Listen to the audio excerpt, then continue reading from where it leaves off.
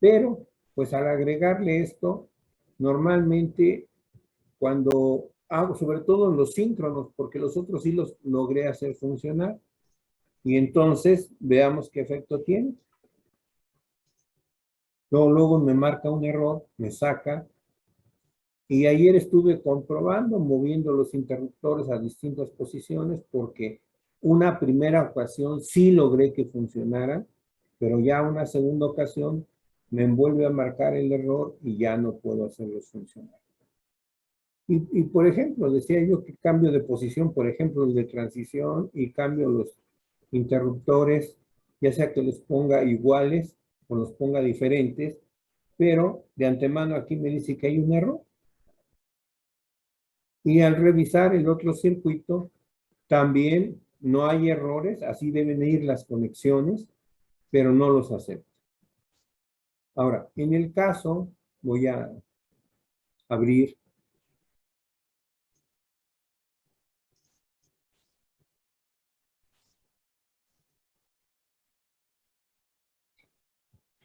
este.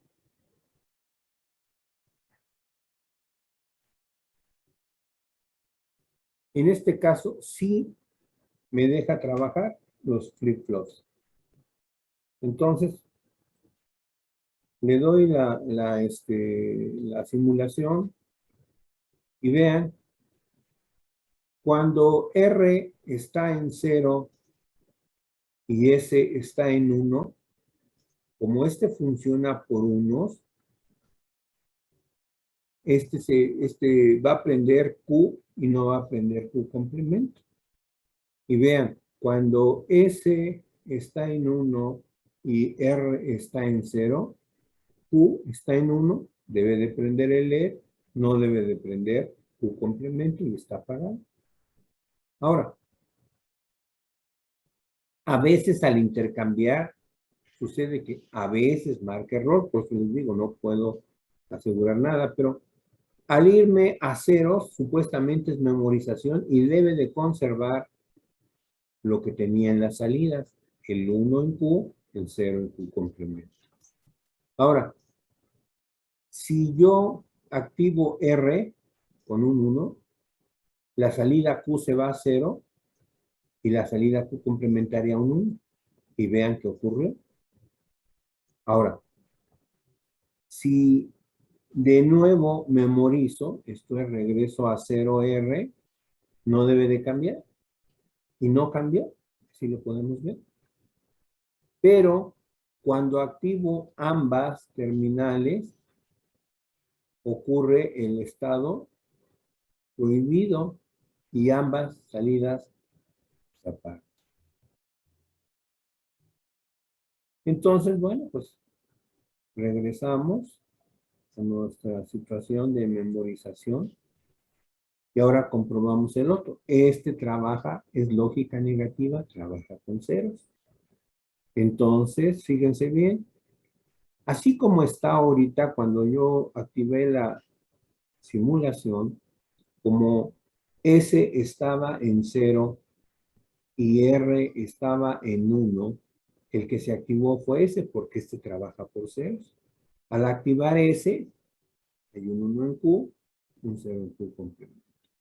Entonces, si activamos S con un 0 y R tiene un 1, la que está activa es S y activar S es mandar un 1. Perdón, aquí hay error, no, puse mala tabla, la puse igual y no modifiqué esta parte. Lo que pasa es que había que cambiar en esta tabla las X hacia arriba, las Q hacia abajo, para que quedara contrario, pero no hice el cambio aquí. Bueno, eso lo corrijo. Pero lo importante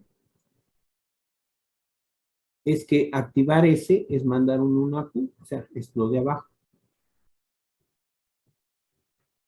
Y activar R es poner un 0 abajo ahora, pero primero nos vamos a memorizar. Conserva, pero ahora voy a activar R. Y ven, cambió de estado. Si yo me regreso a memorizar, no debe de cambiar y no cambió. Y si ambas terminales se van a cero, es un estado prohibido y ambas salidas deben de prender, que es una contradicción, porque entonces, ¿cómo es que a una le digo que es complemento de la otra? Y sería ilógico, porque las dos, una de las dos debería estar apagada y la otra prende. Entonces ya vimos que aquí sí funcionan los SR asíncronos, pero no nos dejó hacer esto mismo cuando agregamos el proceso de reloj, cosa que sí pudimos hacer con el protocolo. Estoy preparando de todas maneras la práctica independientemente para que practiquen. Y ahorita, bueno, pues ustedes nada más tienen que armar en Protobor, no sé, quería yo checar a qué acuerdo llegaron, si van a trabajar o no en el Protobor. A ver, jefa de grupo.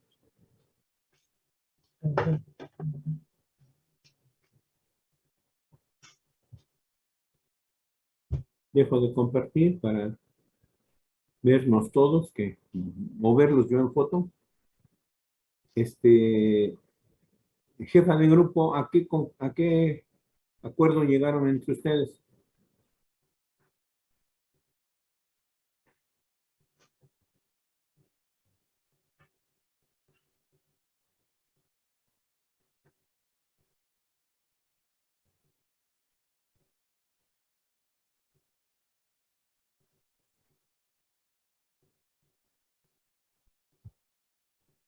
Otra vez, jefa de grupo, no se nos pierdas. ¿Dónde andas?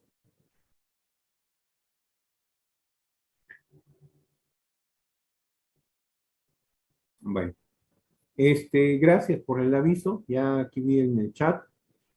Pero bueno, los demás, piensen, ¿qué piensan? ¿Van a trabajar en proto o no van a trabajar en proto? Que yo recomiendo que sí, es importante que hagan un esfuerzo para que consigan sus componentes y pues empecemos a trabajar las prácticas en proto también, que va a ser también parte. Sí, perdón.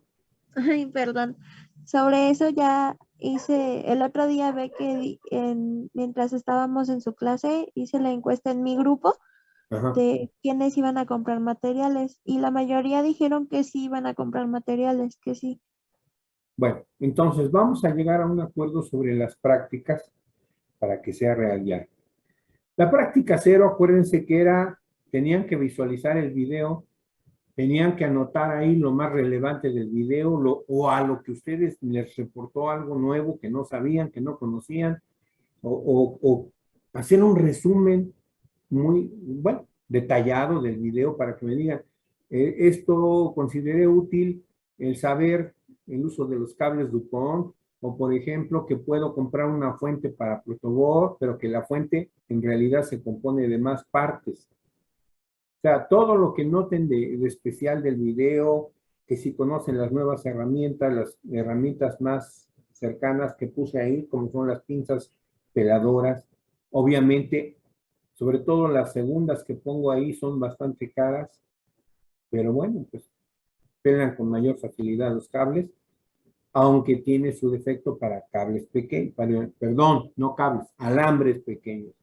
Y también entender la diferencia entre alambre y cable, porque el cable no es muy recomendable para protoboard o no se recomienda porque pues es difícil de insertar cuando el metal o el alambre, bueno, el conector, al tener varios hilos se vuelve demasiado flexible y es difícil de insertar en el protoboard.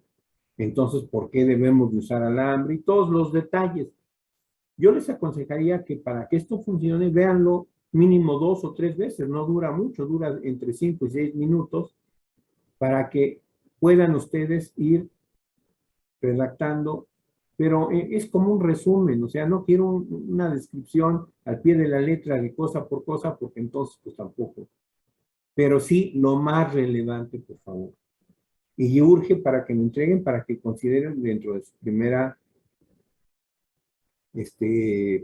calificación. Práctica 1.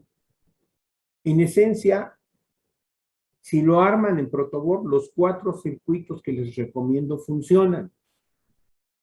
Y pueden ver ahí en el video cómo armarlos, qué consideraciones tienen que hacer. En este caso, bueno, pues ya saben que ustedes pueden ver el video en un mayor tamaño en el mismo YouTube y esto nos va a permitir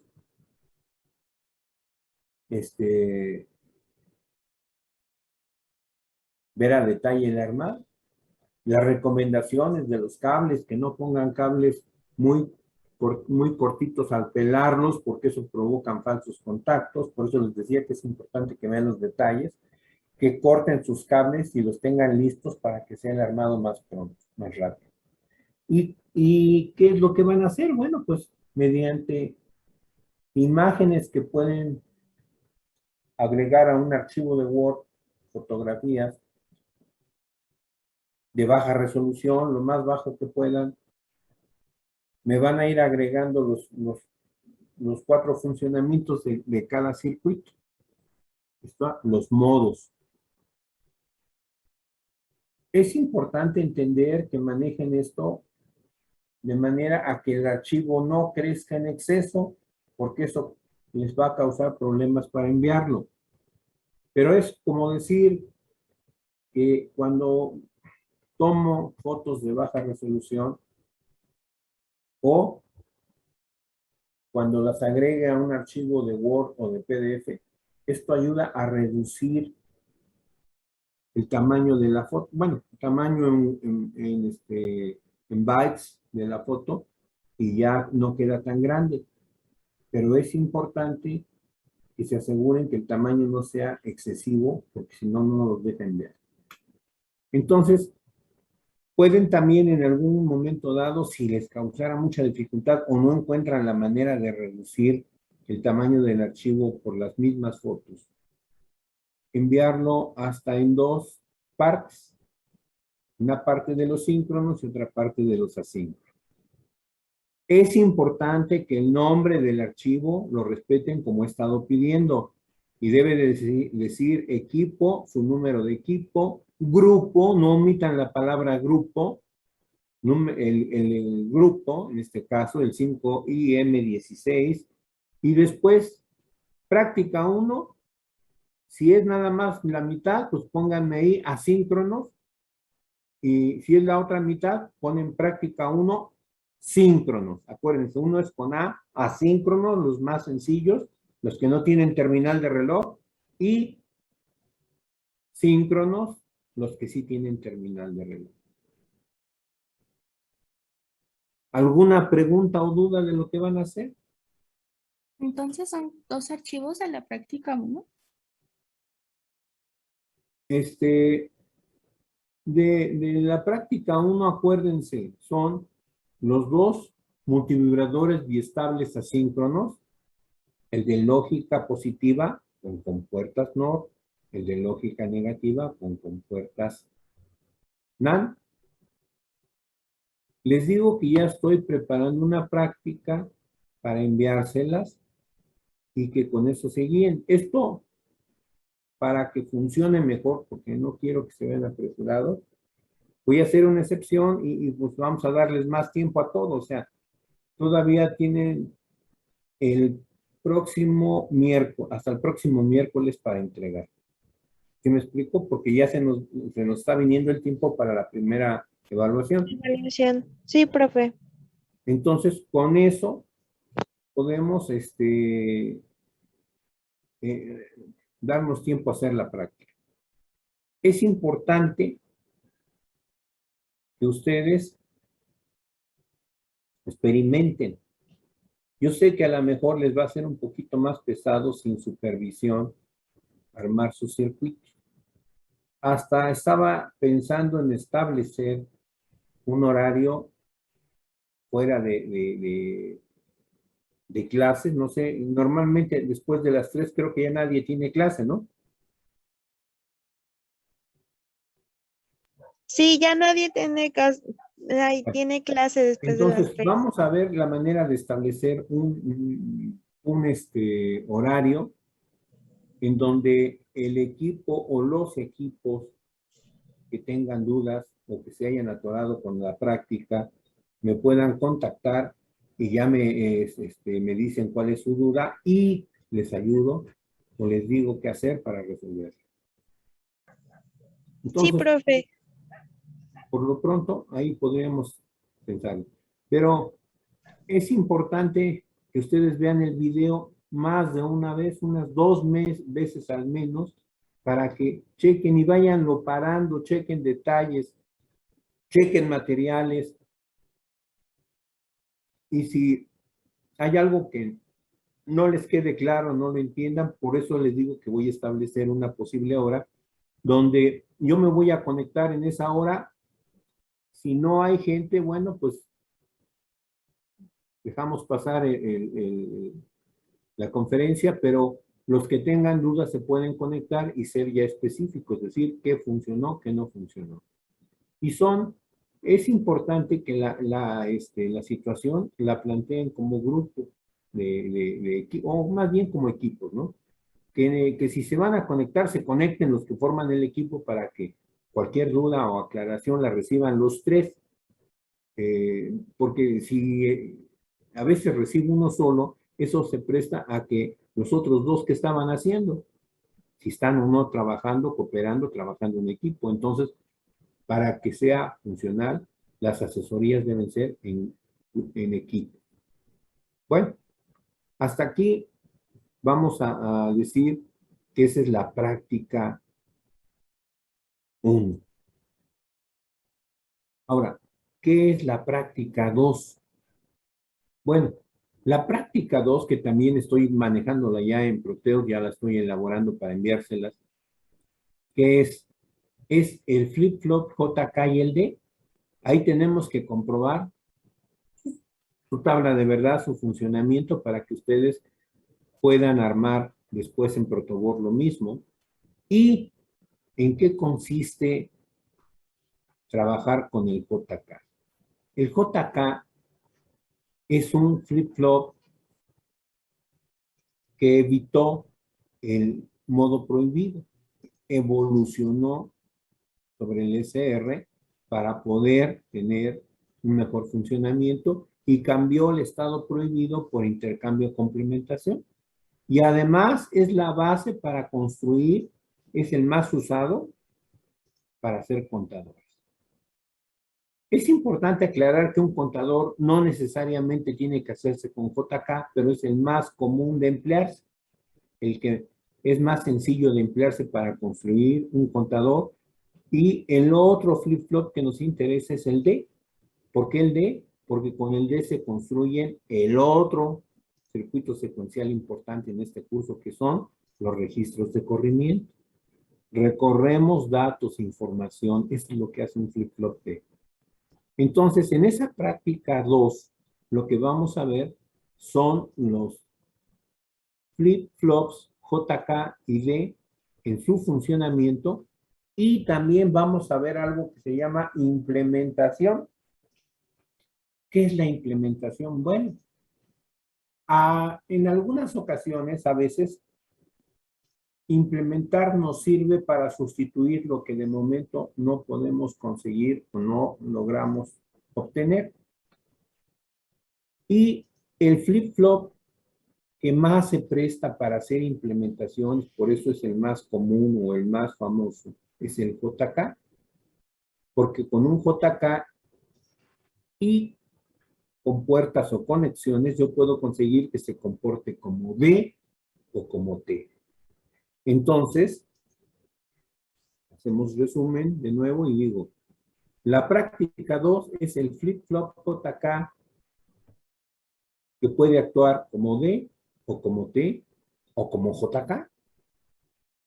Entonces, ahorita lo que rápidamente vamos a hacer, pues es meternos al Proteus y empezar a ver cómo se arma este tipo de situación. Bueno, pues